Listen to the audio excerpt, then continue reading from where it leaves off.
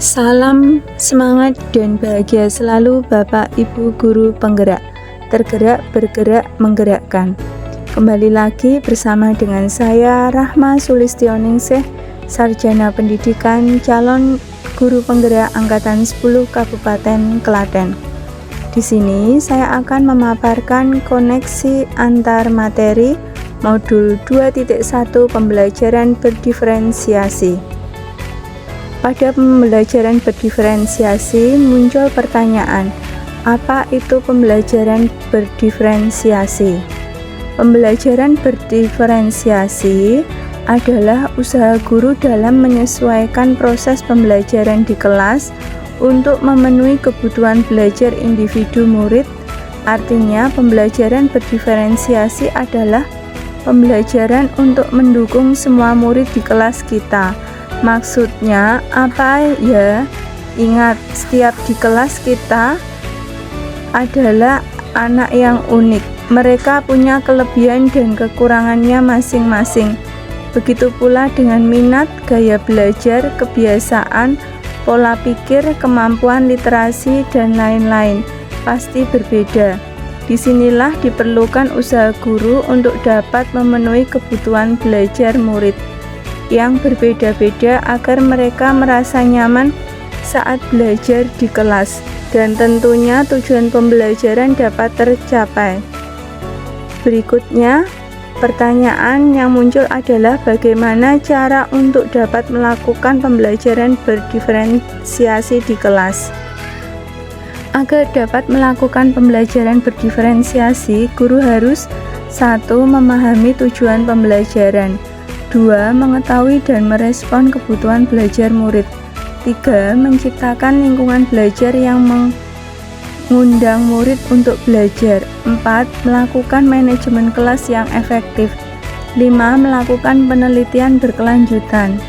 Berkaitan dengan kebutuhan belajar murid, guru harus memahami 3 aspek berikut, yaitu 1. Kesiapan belajar murid atau readiness, 2. Minat murid, 3. Profil belajar murid. 1. Kesiapan belajar murid atau readiness mengharuskan guru untuk menilai pengetahuan awal dan menentukan apa yang telah murid ketahui dan di mana murid berada. 2. Minat murid.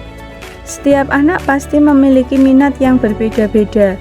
Minat adalah salah satu inovator dan motivator penting bagi murid untuk terlibat aktif dalam proses pembelajaran. Profil belajar murid dipengaruhi oleh yang pertama lingkungan, kemudian yang kedua budaya, yang ketiga gaya belajar, yang keempat kecerdasan majemuk. Kebutuhan belajar murid dapat diidentifikasi berdasarkan cara-cara berikut ini, yaitu yang pertama, mengamati perilaku murid-murid. 2. Mengidentifikasi pengetahuan awal. 3. Mereview dan melakukan refleksi terhadap praktek pengajaran. 4. Berbicara dengan guru murid sebelumnya. 5. Membaca rapot murid di kelas sebelumnya. 6. Menggunakan berbagai penilaian formatif dan diagnostik. Strategi untuk mendiferensiasi pembelajaran yaitu melalui 1. Diferensiasi konten, 2. Diferensiasi proses, 3. Diferensiasi produk. Diferensiasi konten yaitu berkaitan dengan apa yang kita ajarkan, seperti materi, konsep, atau keterampilan yang perlu dipelajari berdasarkan kurikulum. Mendiferensiasi konten bisa dilakukan dengan membedakan pengorganisasian atau format penyampaiannya, bukan mengubah atau menurunkan kadar kurikulum. 2. Diferensiasi proses yaitu kegiatan yang memungkinkan murid berlatih dan memahami atau memaknani konten dengan cara membedakan proses yang harus dijalani oleh murid. 3. Diferensiasi produk yaitu bukti yang menunjukkan apa yang murid telah pahami dengan cara membedakan atau mendefinisikan produk sebagai hasil belajar murid, hasil latihan, penerapan, dan pengembangan apa yang telah dipelajari. Berikut adalah contoh penerapan pembelajaran berdiferensiasi. Murid melaksanakan diskusi, kemudian murid mempresentasikan, murid mencari informasi melalui internet, kemudian murid menghasilkan suatu produk. Adakah keterkaitan antara modul pembelajaran berdiferensiasi dengan modul-modul yang lain? Modul 1.1, modul 1.2, modul 1.3, modul 1.4, dan modul 2.1.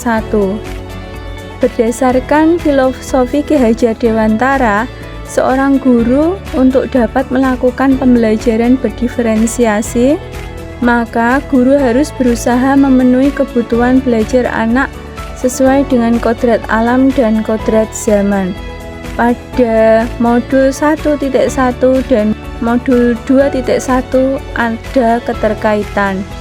Kemudian dalam pengimplementasian pembelajaran berdiferensiasi, seorang guru penggerak harus berpihak pada murid reflektif, mandiri, kolaboratif, dan inovatif untuk menciptakan pembelajaran yang berdiferensiasi agar dapat memenuhi kebutuhan murid sesuai dengan zamannya. Dengan demikian, seorang guru penggerak dapat mewujudkan kepemimpinan murid dengan menuntun murid yang merdeka belajar. Hal ini sesuai dengan nilai dan peran guru penggerak yang ada. Hal ini terkait oleh modul 1.2 dan modul 2.1. Pembelajaran berdiferensiasi dapat menjadi salah satu strategi untuk mewujudkan visi guru penggerak yang berpihak pada murid. Hal ini terkait oleh modul 1.3 dengan modul 2.1. Dalam pelaksanaan pembelajaran berdiferensiasi, antara guru dan murid harus ada kesepakatan kelas terlebih dahulu, agar proses pembelajaran dapat berjalan dengan baik sesuai dengan nilai-nilai budaya positif yang ada. Demikian pemaparan yang dapat saya sampaikan. Terima kasih telah menyaksikan video ini. Semoga dapat menginspirasi.